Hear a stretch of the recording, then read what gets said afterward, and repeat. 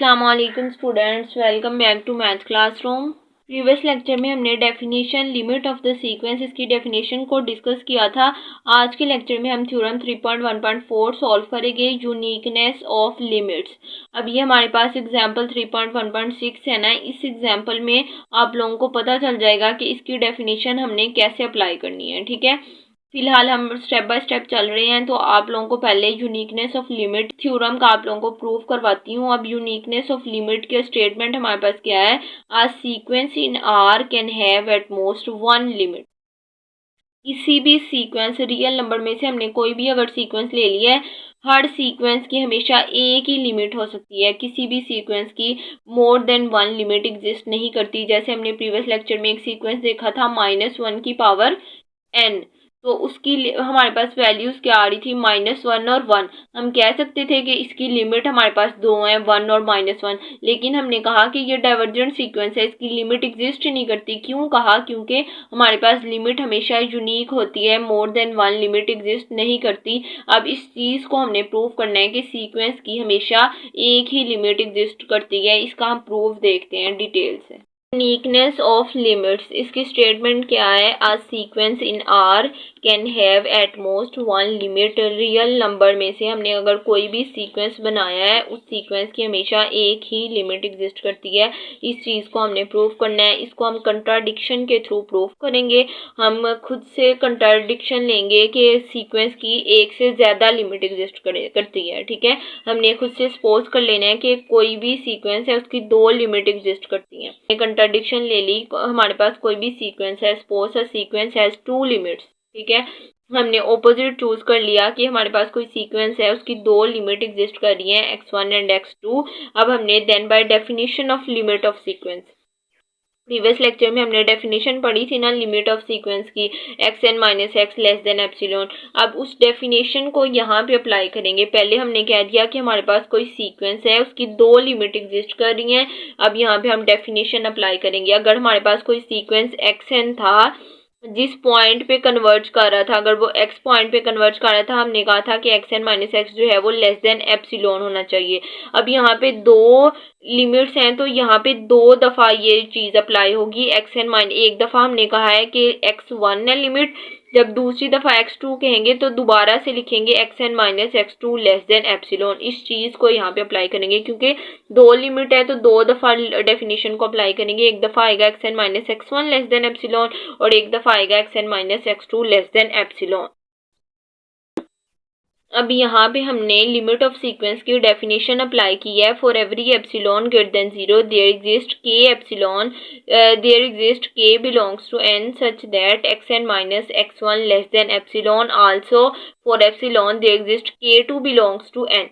अब यहाँ पे हमने दो दफ़ा लिमिट, क्योंकि हमारे पास दो लिमिट है तो दो दफ़ा लिमिट की डेफिनेशन अप्लाई होगी। एक दफ़ा हमने k1 ले लिया, एक दफ़ा हमने क्या लेना है, k2 लेना है। ठीक है, अब यहाँ पे हमने लेस देन एप्सिलॉन शो करवाना है, लेस देन एप्सिलॉन शो करवाना है, लेकिन हमारे पास लिमिट्स दो हैं, इसीलिए हमने खुद से, हम एप्सिलॉन खुद से चूज करते थे ना, इसीलिए हमने एप्सिलॉन ओवर 2 चूज किया, क्योंकि हमारे पास दो लिमिट्स हैं। जब दोनों को ऐड करेंगे तो हमारे पास फिर से एप्सिलॉन बन जाएगा। ठीक है, इसीलिए हमने एप्सिलॉन ओवर 2 और एप्सिलॉन ओवर 2 चूज किया, ताकि जब हम इनको ऐड करें तो हमारे पास जो सीक्वेंस है वो लेस देन एप्सिलॉन आ जाए। अब सीक्वेंस की दो लिमिट एग्जिस्ट कर रही थी, तो दो दफ़ा हमने डेफिनेशन अप्लाई की।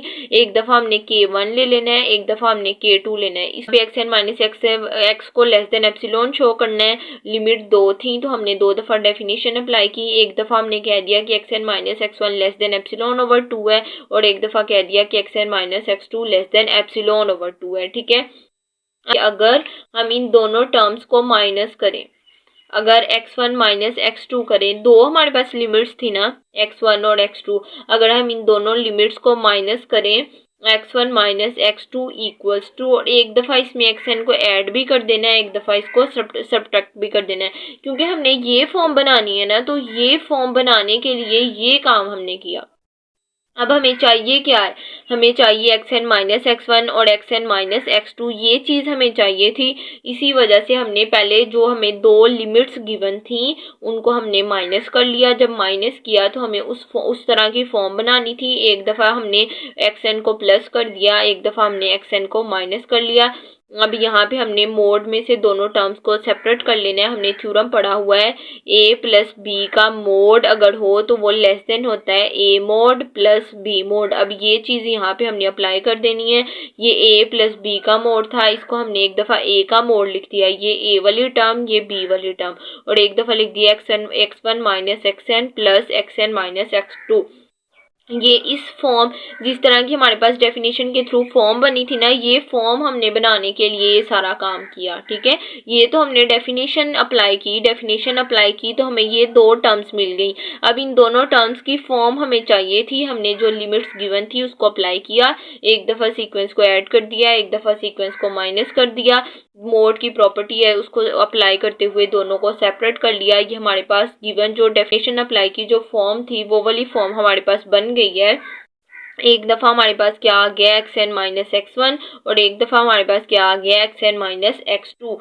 और हमें पता है कि xn माइनस x1 जो है वो डेफिनेशन के through less than epsilon over 2 है, और xn माइनस x2 जो है वो भी लेस देन एप्सिलॉन ओवर 2 है।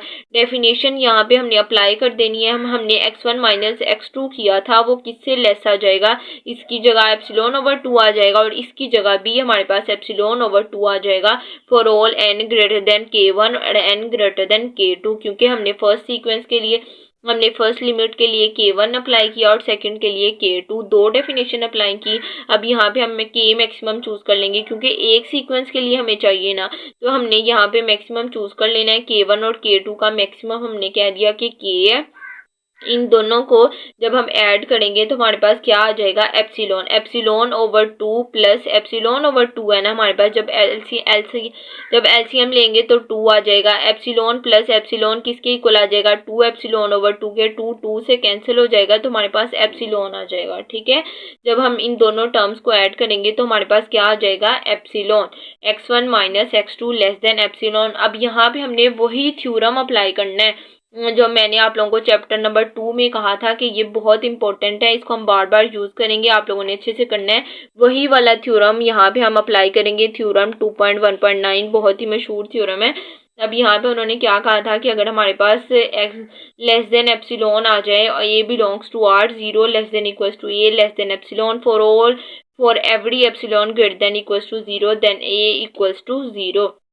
अब उसी हमने थ्योरम को अप्लाई करते हुए उन्होंने कहा था कि अगर हमारे पास एप्सिलॉन ग्रेटर देन 0 हो, अगर कोई टर्म जो है वो लेस देन एप्सिलॉन आ जाए, अगर अब ये वाली टर्म है ये हमारे पास लेस देन एप्सिलॉन आ गई है, ये कंडीशन तो ट्रू होती है। ये अगर हम ये भी कह दें कि 0 less than equals to x1 minus x2 तो ये होल्ड हो रही है। ठीक है, अब यहाँ पे a जो है वो लेस देन एप्सिलॉन है। यहाँ पे हमने थ्योरम अप्लाई कर दिया कि अगर a लेस देन एप्सिलॉन हो और एप्सिलॉन ग्रेटर देन 0 हो तो a जो है वो 0 के इक्वल होगा। अब ये चीज़ यहाँ पे हमारे पास a है, तो हमारे पास x1 माइनस x2 जो है वो किसके इक्वल आ जाएगा, 0 के इक्वल आ जाएगा। यहाँ पे अगर हम मोड को ख़त्म कर दें तो x1 माइनस x2 जो है वो 0 के इक्वल आएगा। x1 किसके इक्वल आ जाएगा, x2 के। इसका मतलब है कि ये दोनों सेम टर्म्स हैं। हमने कहा था ना कि ये दो अलग-अलग हमारे पास सीक्वेंस की वैल्यूज़ आ गई हैं, लेकिन जब हमने कंट्राडिक्शन अप्लाई की तो हमारे पास प्रूव हो गया कि x1 और x2 इक्वल है। मींस कि हमारे पास सिर्फ ये a की वैल्यू है, लिमिट की a की वैल्यू एग्जिस्ट करती है। अगर ये दोनों इक्वल ना होते तो इसका मतलब था कि लिमिट की दो वैल्यू एग्जिस्ट करती हैं, तो एक सीक्वेंस की कभी भी दो लिमिट जो है वो एग्जिस्ट नहीं कर सकती। इसीलिए हमने कंट्राडिक्शन के थ्रू प्रूव कर दिया कि जो दो लिमिट्स हमने ली थी वो एक्चुअली इक्वल हैं एक दूसरे के, और हमारे पास सीक्वेंस की सिर्फ एक ही लिमिट एग्जिस्ट करती है, और यही चीज़ हमने प्रूव करनी है। Hence a sequence has at most one limit. इसीलिए हमारे पास किसी भी सीक्वेंस की सिर्फ एक ही लिमिट एग्जिस्ट करती है, more than one limit exist नहीं कर सकती। थ्योरम के नाम से हमें पता चल रहा है यूनिकनेस ऑफ लिमिट कि उसकी लिमिट जो है सीक्वेंस की वो यूनिक होगी, और यही चीज़ हमने प्रूव करनी थी। सबसे पहले हमने क्या किया, कोई सीक्वेंस लिया, हमने कह दिया कि उसकी दो लिमिट एग्जिस्ट करती हैं, x1 और x2। जब दो लिमिट एग्जिस्ट करती हैं तो दो दफ़ा डेफिनेशन अप्लाई कर दी। एक दफ़ा xn minus x1 less than epsilon over 2 ले लिया, और एक दफ़ा xn minus x2 less than epsilon over 2 ले लिया। इनको पॉइंट 1 और पॉइंट 2 का नाम दिया। अब हमारे पास दो लिमिट गिवन थी, उनको हमने माइनस किया, ट्राइंगुलर प्रॉपर्टी अप्लाई करनी है, उन दोनों को हमने माइनस किया। अब हमने अपनी डेफिनेशन वाली फॉर्म बनानी थी, तो एक्स एन को एक दफ़ा प्लस कर दिया और एक दफ़ा माइनस कर लिया, मोड की प्रॉपर्टी अप्लाई की, दोनों को सेपरेट कर दिया। हमें डेफिनेशन के मुताबिक गिवन था कि ये भी लेस देन एप्सिलॉन ओवर 2 है और ये भी लेस देन एप्सिलॉन ओवर 2 है। उनकी जगह हमने एप्सिलॉन ओवर 2 पुट कर दिया है। x1 माइनस x2 जो है वो लेस देन एप्सिलॉन आ गया। हमने यहाँ पे थ्योरम 2.1.9 के मुताबिक हमें पता है कि अगर a जो है वो लेस देन एप्सिलॉन आ जाए और एप्सिलॉन से ग्रेटर देन 0 हो तो हमारे पास a वाली टर्म जो है वो 0 के इक्वल होती है। इस थ्योरम के मुताबिक हमने 0 के इक्वल रख दिया और x1 जो है वो x2 के इक्वल आ गया। इसका मतलब है ये दोनों सेम टर्म्स हैं, ये डिफरेंट नहीं हैं। सीक्वेंस की सिर्फ एक ही लिमिट एग्जिस्ट करती है, more than one limit exist नहीं करती। यही चीज़ हमने प्रूव करनी थी। होप सो आप लोगों को अच्छे से समझ आ गई होगी। कोई भी कन्फ्यूजन हो तो कमेंट सेक्शन में ज़रूर पूछेगा। वीडियो पसंद आई हो तो लाइक कीजिएगा। Thanks for watching. अल्लाह हाफिज़।